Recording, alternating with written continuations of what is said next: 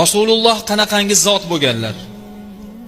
Alloh taolo hech qaysi payg'ambarga, hech qaysi bir insoniyatga aytmagan maqtovini payg'ambarimiz alayhisolatu vassalom aytdiki, "Va ma xalaqtul afloka." Ey Habibim, sizni yaratmaganimda edi, yeru osmonni ham yaratmas edim dedi-da Xudoy taolo. Ana shundoq zot bo'lgan, rahmatan lil alamin, butun olamlarning quyoshi bo'lgan Alloh subhanahu va taoloni butun daraja yu martabalariga sazovor bo'lgan zot kunlardan birida hamma sahobalarni to'plab, "Ey sahobalar, bugun men sizlarga qasd bermoqchiman. Ya'ni qaysi birlaringni menda haqlaring bo'lsa avvalinglar, qasdlaring bo'lsa avvalinglar, urgan bo'lsam urib olinglar, so'kkan bo'lsam so'kib olinglar" deb 3 marotaba e'lon qilganlarida bir sahoba o'rnlaridan turgan ekanlar. "Ya Rasululloh, meni sizda qasdim bor." U sahoba Hazrati Akkosha radhiyallohu ta'ala anhu ekanlar. O'rtaga chiqdilar, "Ya Rasululloh, meni sizda qasdim bor." Hamma sahobalar hayron. Hazrati Abu Bakr Siddiq, Hazrati Umarlar nihoyatda hayron bo'lib, "Ey Akkosha, siz qanaqangi inson bo'ldingizki, payg'ambar alayhisolatu vassalomdan ham qasos olasizmi?" Shunda payg'ambarimiz alayhisalom aytdilar, "Men o'zim rozi bo'ldim" dedilar.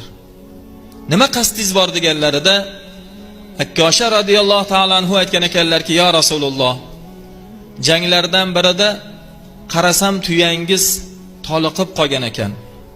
Tuyangizni juganidan ushlab sal chetroqqa olmoqchi bo'ldimda, yugurib borib tuyangizni juganidan ushlamoqchi bo'ldim. Nogahon meni orqamga bir qamchi bilan urib tushurdingiz. Ya'ni bir qamchi urdingiz.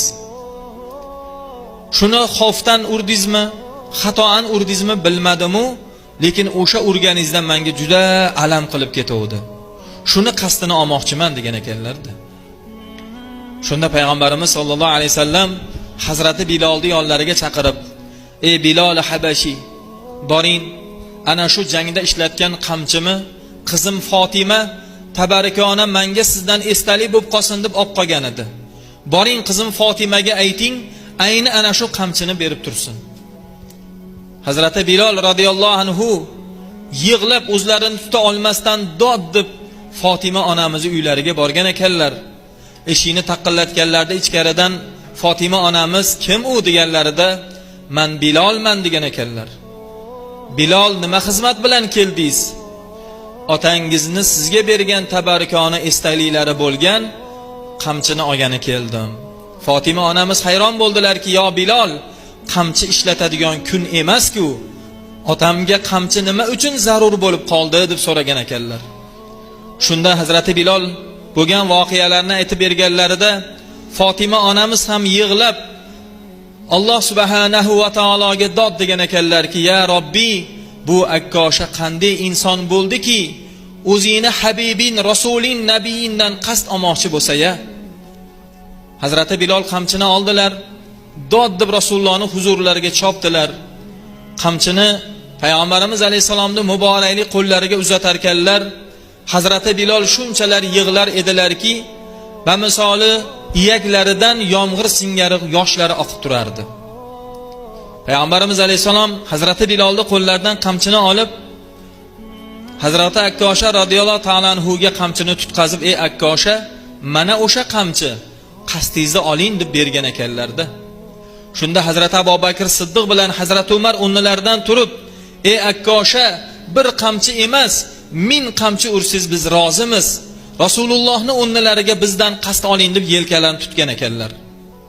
Shunda payg'ambarimiz alayhisalom, "Ya Abu Bakr, ya Umar, sizlarni menga bo'lgan muhabbatlaring, rahmdilliklaring qanchalar ekanligini Alloh bildi. Men ham bildim. Alloh sizlardan rozi bo'ldi, men ham rozi bo'ldim. O'tiringlar joylaringga" deb to'xtatib qo'ygan ekanlar. Hazrati Ali o'rnlaridan turib, "Yo Akkosha, qamchi bilan emas, qilich bilan qasdingizni oling mendan. Burdalab tashing, men roziman. Illo Rasulullohga qo'lingizni tekkizmang" degan ekanlar. Shunda payg'ambarimiz alayhisolatu vassalom, "Ya Ali, menga bo'lgan muhabbatingizni Alloh bildi.